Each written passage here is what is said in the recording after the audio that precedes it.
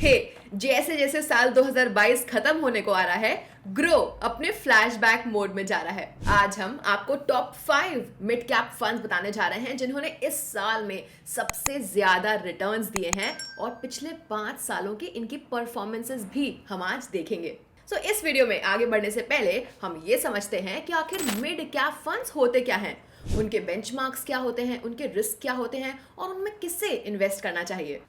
Let's talk कि mid cap funds क्या हैं। Friends, mid cap funds mainly mid sized companies में invest करते हैं जिनमें टाइम के साथ लार्ज कंपनी बनने का पोटेंशियल होता है। सेबी रूल्स के अकॉर्डिंग मिड कैप फंड्स को मिड कैप कंपनीज के इक्विटी और इक्विटी रिलेटेड इंस्ट्रूमेंट्स में अपनी असेट का कम से कम मिनिमम 65% इन्वेस्ट करना चाहिए। According to SEBI, mid cap company वो हैं जो अपने मार्केट कैपिटलाइजेशन के बेसिस पर बीएससी और एनएससी जैसे इंडियन स्टॉक एक्सचेंज पर 101st से 250th रैंक पर हैं। कुछ मिड कैप कंपनीज के नेम्स हैं Hindustan Zinc, Ipca Laboratories, Polycab India, Page Industries, Voltas etcetera. Mid cap companies का मार्केट कैपिटलाइजेशन 5,000 करोड़ रुपए से 20,000 करोड़ रुपए तक के रेंज में होता है। तो अब सवाल ये आता है कि मिड कैप फंड्स में आखिर किसे इन्वेस्ट करना चाहिए। क्योंकि mid cap funds mainly medium sized companies के शेयर्स में इन्वेस्ट करते हैं,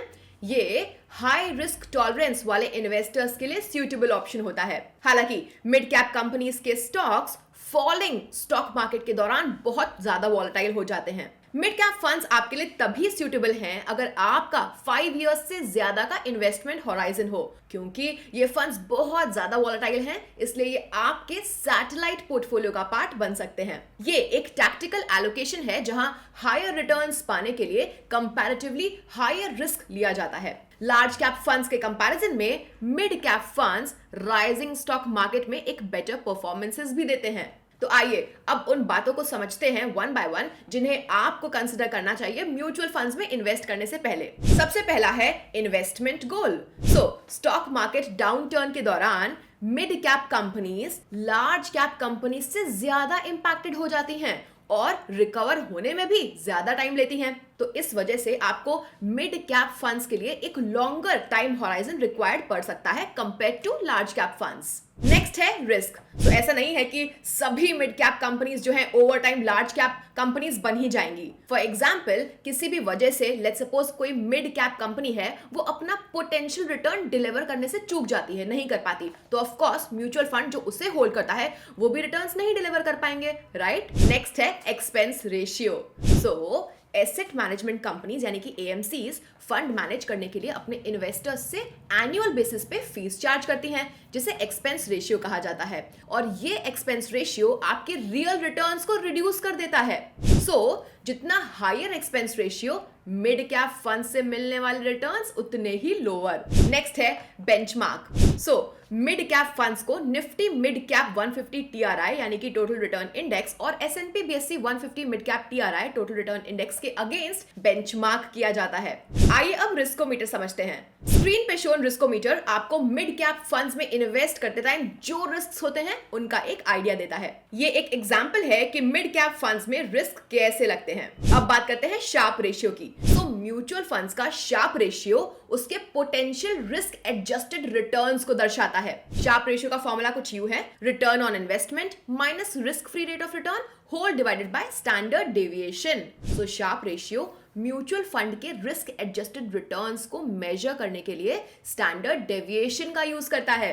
किसी फंड का शार्प रेशियो जितना हाई होता है, उस फंड का रिटर्न उस पर लिए गए रिस्क के कंपैरिजन में उतना ही अच्छा हो जाता है।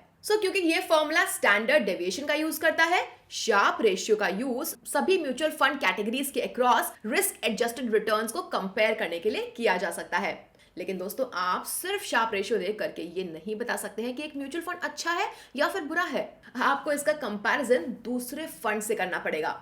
डिफरेंट कैटेगरीज में म्यूचुअल फंड्स का कंपैरिजन करने के लिए शार्प रेशियो एक अच्छा स्टार्टिंग पॉइंट है, नो डाउट। हालांकि म्यूचुअल फंड्स चूज करने के लिए शार्प रेशियो ही एकमात्र क्राइटेरिया नहीं होना चाहिए। तो आइए अब ईयर टू डेट रिटर्न के बेसिस पे टॉप 5 मिड कैप फंड्स पर नजर डालते हैं। चलिए नंबर 5 से शुरू करते हैं। सो लिस्ट पे नंबर 5 पे है taurus discovery mid cap fund growth. इसके ईयर टू डेट रिटर्न्स हैं 9.21%, 5 ईयर रिटर्न्स 12.81%, शार्प रेशियो 0.78 और शार्प रेशियो कैटेगरी का एवरेज है 0.86। होल्डिंग एनालिसिस की बात करें तो इसका इक्विटी में परसेंटेज है 99.8%, वहीं कैश होल्डिंग 0.2%। इक्विटी सेक्टर का एलोकेशन भी आप स्क्रीन पे देख सकते हैं, जहां पे various sectors like financial, chemical, health care services, automobile, textile, capital goods, technology और अदर्स में इसका इक्विटी सेक्टर एलोकेशन आप देख सकते हो।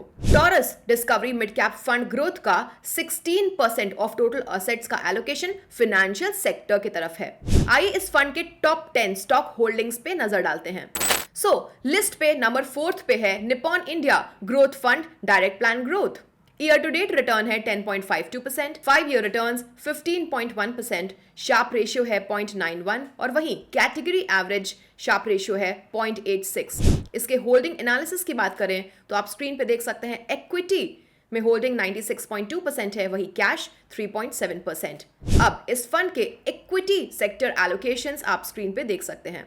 Nippon India growth fund direct plan growth के 25% of the total assets allocated हैं फाइनेंशियल सेक्टर की ओर।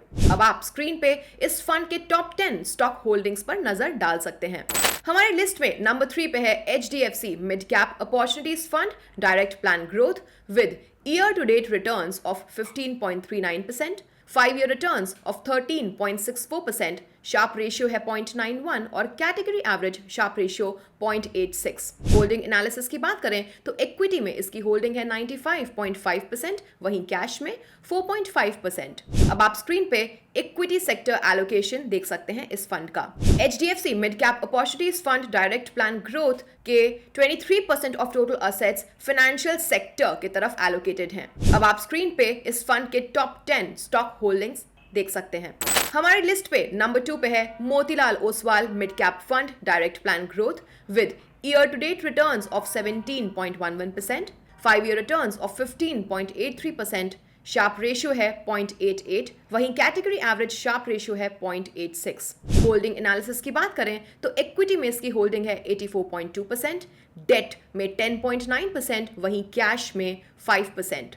अब आप स्क्रीन पे इक्विटी सेक्टर एलोकेशन देख सकते हैं across construction sector, capital goods, automobile, financial, chemicals, others, consumer staples, service and energy. Friends, Motilal Oswal mid cap fund direct plan growth के 23% of total assets allocated है construction sector की तरफ। अब आप स्क्रीन पे इस फंड के टॉप 10 स्टॉक होल्डिंग्स पर नजर डाल सकते हैं।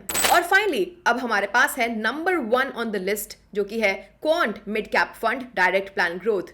Year to date returns 22.61%, 5 year returns 22.37%, Sharpe ratio 1.22% और category average Sharpe ratio 0.86%। Equity में एलोकेशन 99.3%, वहीं कैश में 0.7%। Equity sector allocation across various sectors अब आप स्क्रीन पे देख सकते हैं।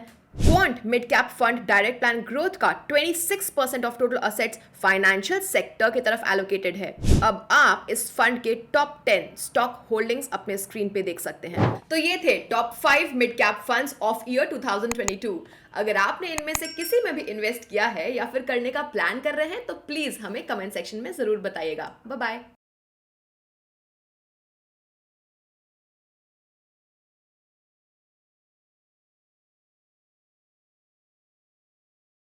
Mutual fund investments are subject to market risks.